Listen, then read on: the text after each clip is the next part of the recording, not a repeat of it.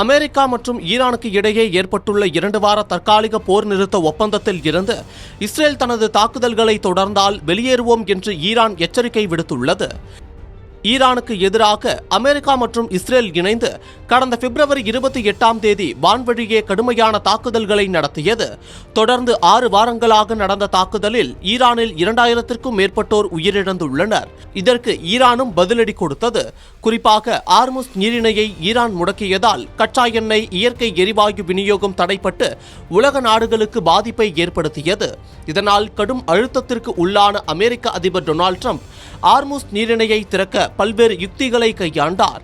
இருப்பினும் அனைத்தும் தோல்வியையே சந்தித்ததால் கடும் நெருக்கடிக்கு தள்ளப்பட்டார்.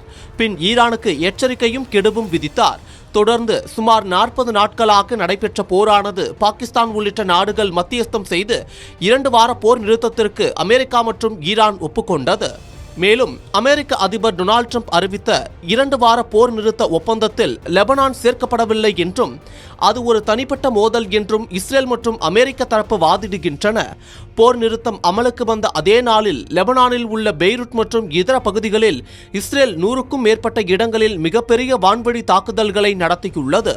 லெபனான் மீது இஸ்ரேல் தொடர்ந்து நடத்தி வரும் தாக்குதல்கள் போர் நிறுத்த ஒப்பந்தத்தை மீறும் செயல் என்று ஈரான் குற்றம் சாட்டியுள்ளது. இந்த தாக்குதல்கள் நீடித்தால் ஒப்பந்தத்தை திரும்ப பெறுவோம் என ஈரானின் அதிகாரப்பூர்வ செய்தி நிறுவனம் தெரிவித்துள்ளது. அதோடு இந்த தற்காலிக போர் நிறுத்தம் அமலுக்கு வந்ததும் கச்சா எண்ணெய் விலை சரிந்தது. உலக நாட்டு மக்களும் நிம்மதி பெருமூச்சு விட்டனர் என்பது குறிப்பிடத்தக்கது.